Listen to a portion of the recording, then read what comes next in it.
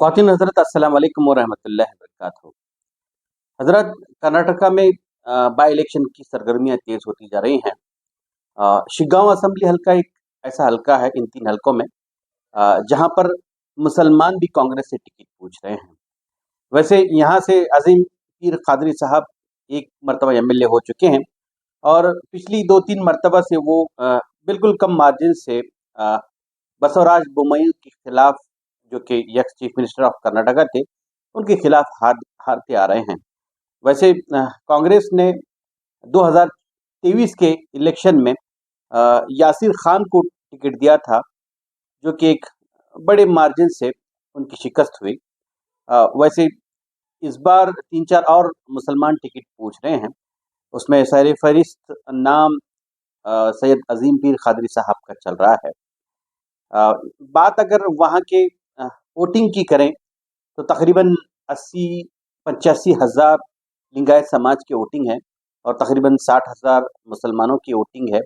20,000 SC, 20,000 ST और 20,000 के आसपास कुर्बुर समाज की भी वोटिंग है। कहा यह जा रहा है कि इस बार हो सकता है कि कांग्रेस वहाँ से एक पंचम शानी लिंगायत को टिकट दे। उनका कैलकुलेशन ये है कि अगर लिंगायत समाज का कैंडिडेट होता है तो तकरीबन आधे या आधे से ज़्यादा या कमोबेश लिंगायत समाज की वोट ले सकता है और फिर एक मुश्त मुसलमानों के वोट, फिर ये 2-3 समाज जो हैं एससी, एसटी और ओबीसी समाज के वोट अगर ले लेता है वो कैंडिडेट, तो हो सकता है कि कांग्रेस सीट जीत सकती है। लेकिन मेरा सवाल कांग्रेस लीडरशिप से ये है, आप जो ये कह रहे हैं कि कोई लिंगायत समाज का इलेक्शन लड़ता है तो इतने-इतने वोट ले सकता है। ऐसा क्यों ना हो कि एक मुसलमान ही वहाँ से टिकट ले? 60,000 मुसलमान के वोट हैं, एक मुश्त मुसलमान के वोट मिलेंगे और लिंगायत समाज के भी वोट मिले और दीगर समाज के भी वोट मिले, क्यों ना एक वहाँ से मुस्लिम वोट जीत सकता है। बात अगर हम लिंगायत समाज की करें, तो बिल्कुल बगल में ही लिंगायत समाज के बड़े दिग्गज लीडर हैं। शामनू शिवशंकरप्पा जी हैं, जो कि लिंगायत समाज के बड़े लीडर माने जाते हैं।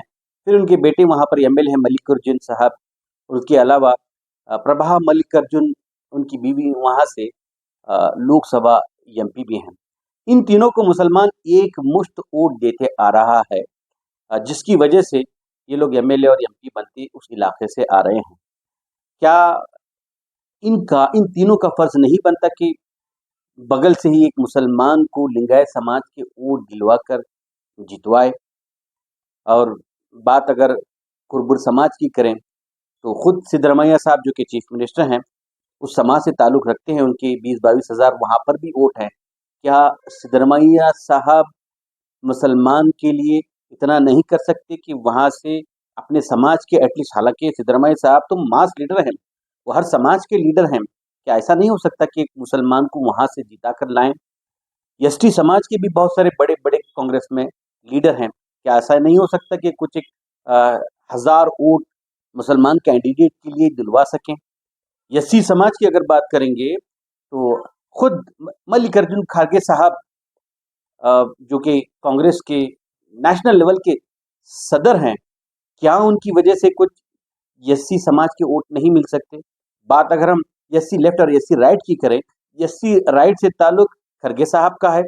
एससी लेफ्ट का अगर बात करें, तो केएच मुनियप्पा साहब, जो कि एससी लेफ्ट समाज के बड़े लीडर माने जाते हैं, क्या वो अपने समाज के वोट मुसलमान को दिलवा नहीं सकते?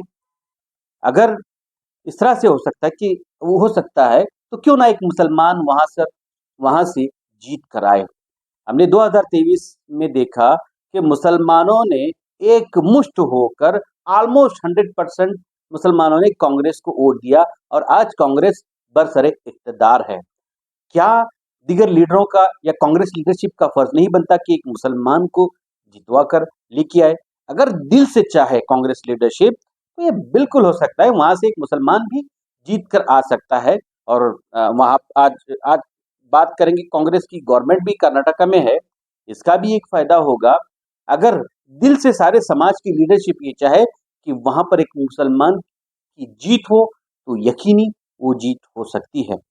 मैं नहीं समझता कि कांग्रेस इस तरह की गलती करके अपना जो है दूसरा चेहरा भी दिखाए कि सिर्फ इन्हें मुसलमानों के वोट चाहिए, मुसलमान अगर कैंडिडेट है तो उसको वोट वो दिलवाने से कासिर रहेंगे।